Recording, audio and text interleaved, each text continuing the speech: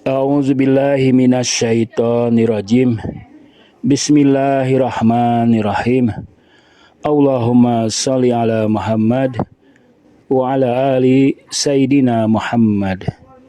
Ustadz Jalaluddin Rahmat atau nanti saya sebut dengan JR.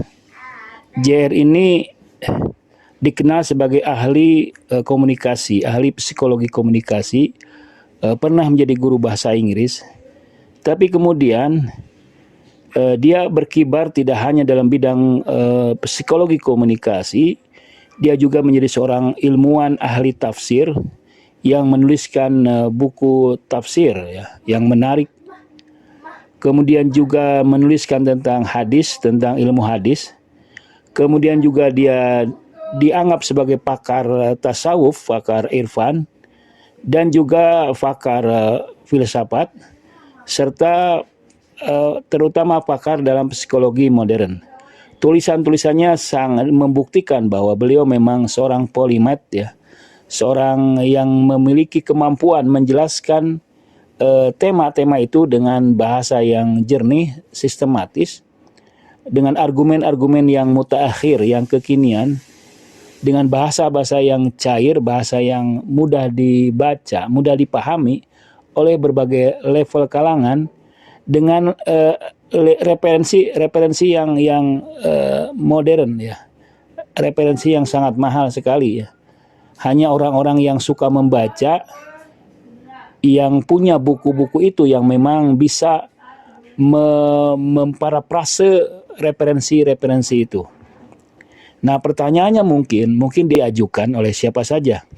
Bagaimana ya JR bisa menguasai bidang-bidang yang tadi, yaitu hadis, tafsir, tasawuf, filsafat, dan diskursus modern? Saya kira ada banyak hal untuk menjawab pertanyaan itu. Pertama, bahasa. JR ini sangat menguasai berbagai bahasa, terutama bahasa Inggris, bahasa Arab, bahasa Persia, bahasa Jerman, dan bahasa Prancis. Yang paling dikenal, beliau menguasai bahasa Inggris, bahasa Arab, dan bahasa Persia. Di sini kita bisa mengambil hikmah atau pelajaran bahwa kalau seseorang ingin memiliki keahlian dalam berbagai ilmu, dia harus menguasai bahasa.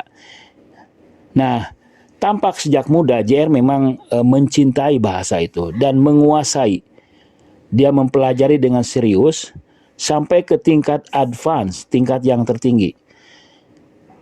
Menurut saya jarang sekali seorang ilmuwan yang mencintai berbagai bahasa dan kemudian memang mempelajarinya dengan serius sampai ke tingkat advance. Annie Mary Simmel misalnya sejak 17 tahun dia menguasai 7 atau lebih dari bahasa.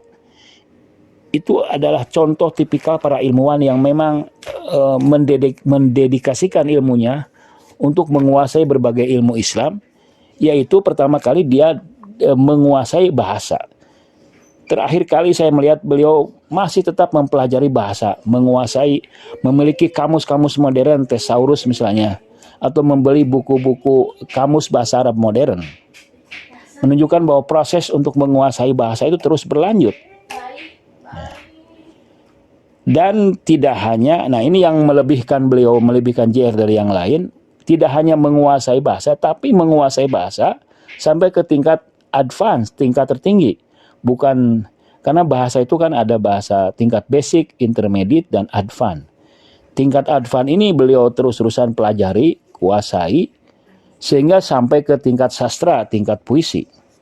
Nah ini, jadi ini teladan bagi kita bahwa kalau Anda, kalau saya semua ingin menjadi seorang ilmuwan sejati, kuasailah bahasa. Sampai tingkat advance, minimal 3 bahasa. Inggris, Arab, Persia. Kemudian yang kedua, JR menginvestasikan uangnya, upahnya, penghasilannya, honornya untuk membeli buku-buku literatur nomor 1, literatur yang penting.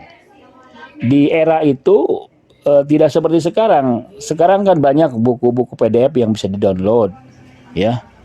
Tapi di era itu hampir tidak ada. Sehingga membeli buku-buku itu betul-betul buku-buku yang manual ya, buku-buku yang dicetak, dan itu harganya mahal. Dan saya juga menyimak atau mendengar bagaimana JR membeli buku-buku mahal itu dari Timur Tengah ya.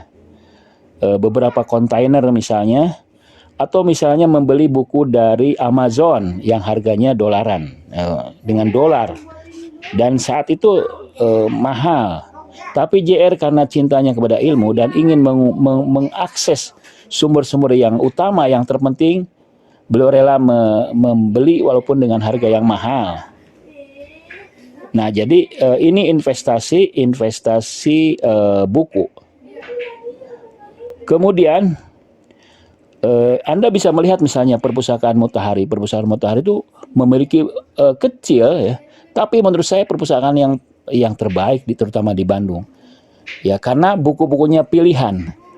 Anda akan melihat buku tafsir Mu'tabar di sana, buku referensi tentang hadis, ulumul hadis, tentang rijalul hadis, tentang metodologi hadis ya. Yang paling penting, selain juga buku-buku bahasa Inggris, buku jurnal yang lain. Jadi itu merepresentasikan bagaimana beliau memang secara serius membangun karir dirinya sebagai seorang ilmuwan yang ingin mencerahkan umatnya. Kemudian juga beliau menginvestasikan ilmunya, artinya beliau mengupgrade ya. Walaupun beliau sudah dikenal sebagai cendekiawan muslim, seorang ahli tafsir, seorang ahli filsafat, ahli tasawuf, ahli psikologi modern, tapi beliau masih tetap belajar.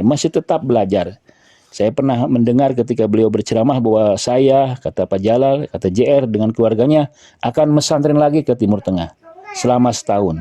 Dan untuk pergi belajar di Timur Tengah itu, saya juga mendengar bagaimana beliau menjual mobilnya, menginvestasikan, membelanjakan hartanya agar bisa membawa keluarganya ke Timur Tengah. Selain juga tentu beliau belajar dari guru-guru orang Indonesia sendiri, berguru dengan cara misalnya lewat seminar-seminar, lewat diskusi-diskusi, lewat kajian-kajian ilmiah, yang beliau sebagai narasumber juga dengan antusias menyimak para narasumber yang lain. Itu merupakan sebuah ciri ketawaduan seorang alim ya. Kemudian juga saya memperhatikan, atau juga mungkin yang lain, pengelolaan waktu, manajemen time yang baik. Beliau dengan berkegiatannya sebagai seorang cendekiawan, seorang kolumnis, seorang penulis, seorang dosen, seorang pemateri di seminar-seminar nasional dan internasional, juga beliau harus dikejar-kejar waktu untuk menulis buku karena permintaan penerbit-penerbit penting di Indonesia. Juga berkegiatan sebagai ketua ormas, pimpinan ormas, dewan suro, dan juga beberapa aktivis yang beliau jalani sebagai pembina, misalnya kajian-kajian, pengajian tasawuf dan sebagainya. Beliau masih sempat membaca dan menulis. Bahkan saya yakin setiap hari beliau membaca dan setiap hari juga beliau menulis. Beliau bisa meluangkan waktunya dengan seimbang ya. Karena biasanya selalu lahir karya-karya terbaru dari beliau.